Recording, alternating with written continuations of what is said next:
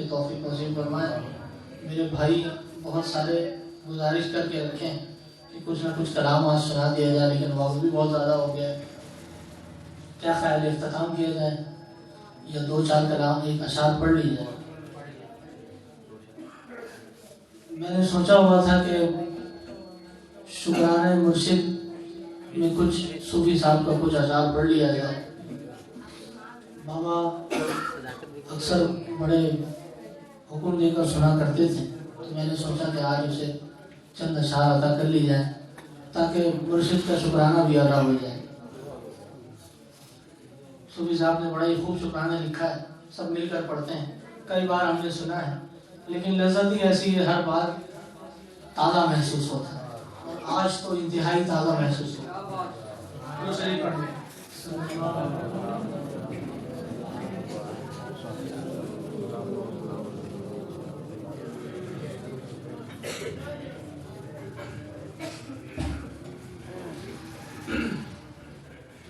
सल्लल्लाहु अलैहि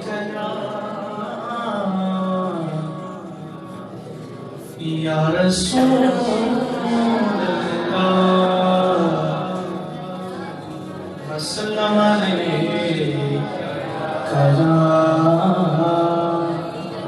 हबीब अल्लाह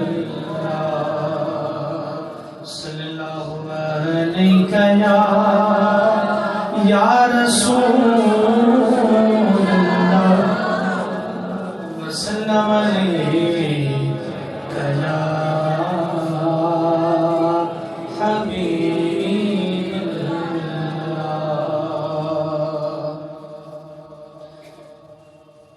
क्या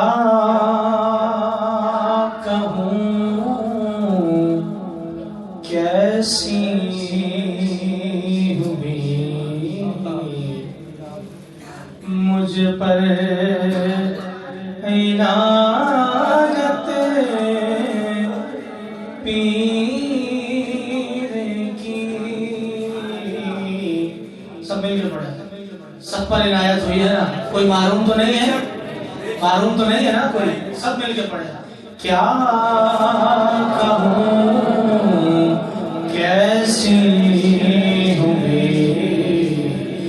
मुझ पर इनायत पीर की। अपनी सूरत नजर आती है, सूरत पीर की।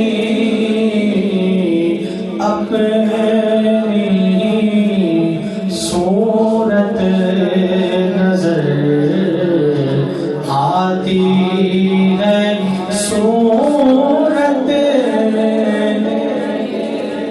की।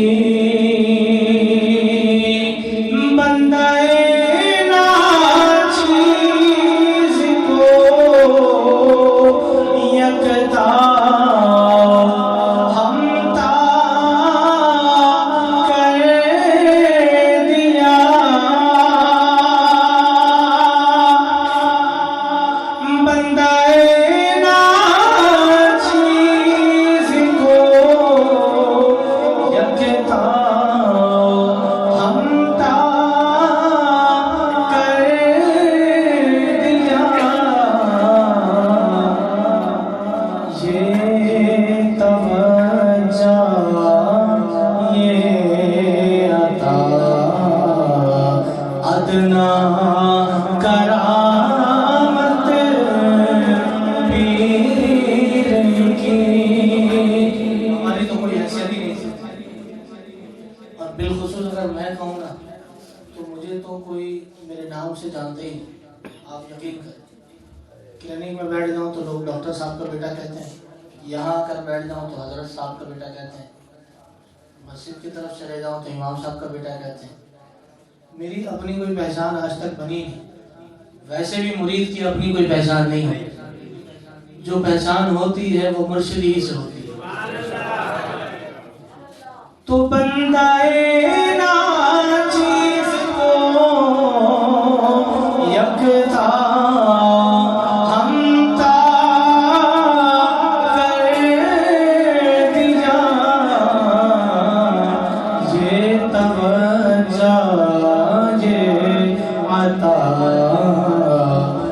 अदना करामत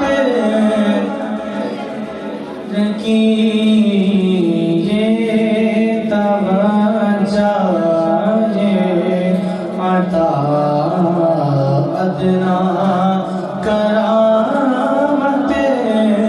अदना करामत इसलिए कहा कि मुर्शिद की शान में कमी नहीं आई। अदना करामत कोई गलत फहमी में ना हो, मैंने कहा तशरीह कर दूं कि अदना करामत सूफी साहब ने इसलिए कहा कि ये तो बहुत छोटी बात है कि मुर्शिद का नाचीज को कुछ चीज बना देना। मुर्शिद तो वो है तो जमीन पे बैठा हो और मुरीद को अर्श तक पहुंचा दे। मुर्शिद की जात तो वो है, इसीलिए फरमाया कि ये अदना करामत है, इसे ही आला न समझ लेना। कुफ्र ज़ुल्मत शिर्क बिदअत हो गए मादूम सब। कुफ्र ज़ुल्मत शिर्क बिदअत हो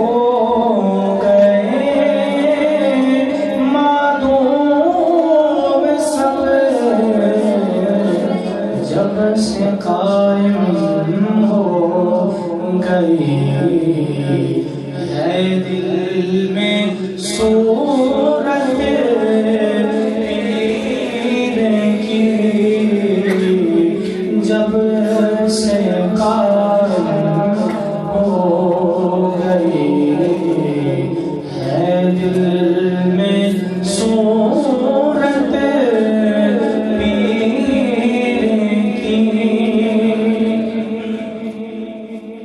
काम की बात। दर हकीकत राह मुश्किल है सुलूके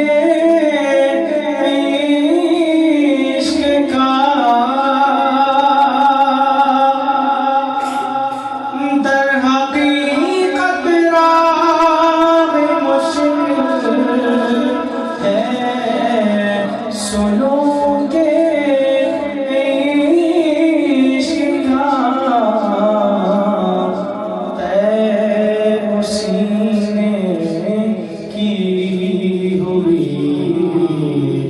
जिस पर इनायत पीर की। अभी बताया था, बात भी वही आ गई कि पीर की इनायत के बगैर कुछ भी नहीं हो सकता। जो कुछ भी होगा वो पीर ही के दर से होगा। आगे फरमाते हैं सूफी साहब, इस जहां में हो गया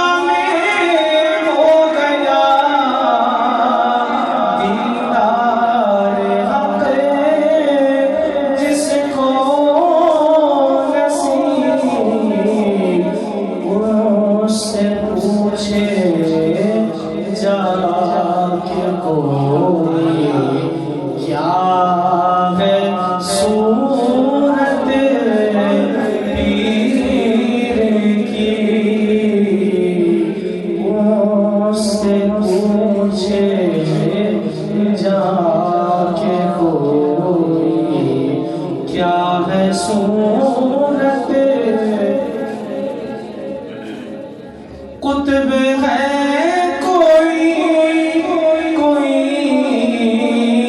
अब्दाल है कोई वली। कुतुब है कोई कोई अब्दाल है कोई वली। शेर साया पीर के अल्लाह रिफ़अत पीर की।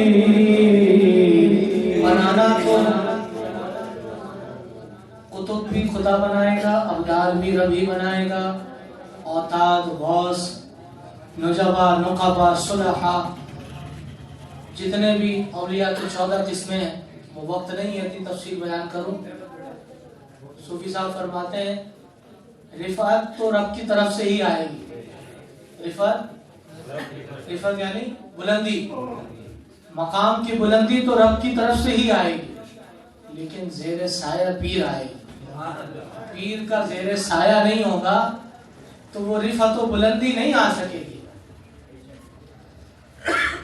इसलिए कहा कुतुब है कोई अब्दाल है कोई बनी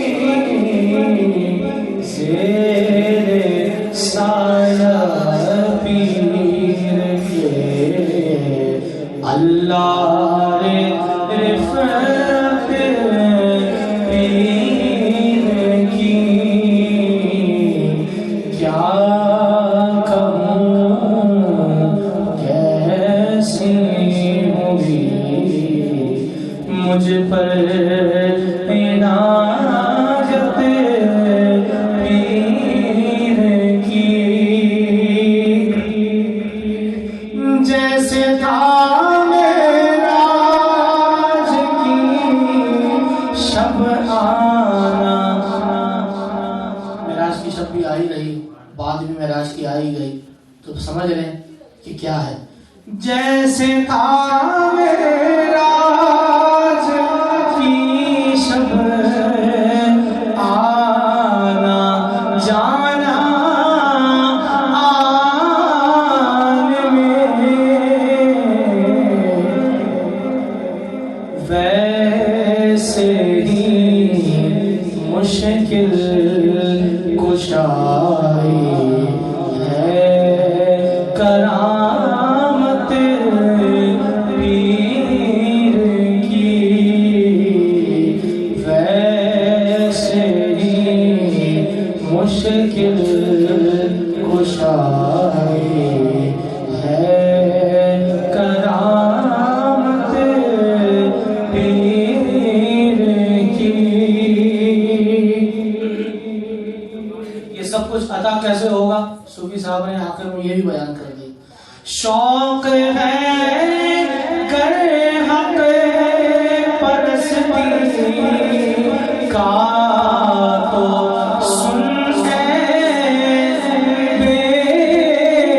बेखबर। शौक है कर हक परस्ती का तो सुन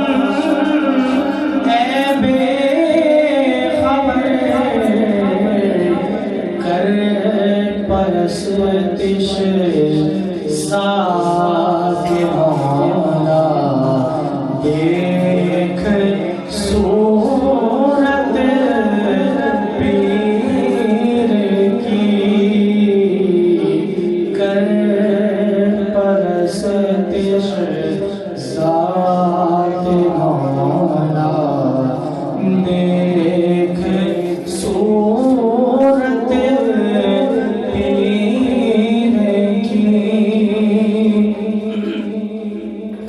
हाथ में सूफी के जब हक ने किया खुद अपना,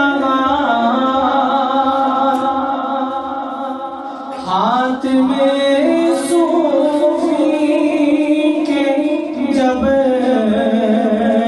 हक ने किया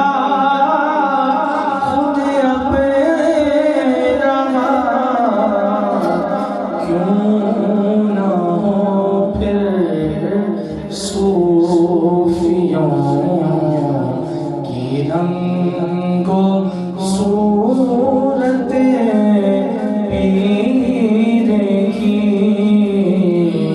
क्या कहूँ। लफ्जों में तो बयान नहीं हो सकता ना, सूफी साहब इसीलिए कह रहे हैं क्या कहूँ। लफ्जों से बयान तो नहीं कर सकता पीर की इनायत, बस एक शेर से समझ लीजिए। कि क्या कहूँ कैसी उम्मीद मुझ पर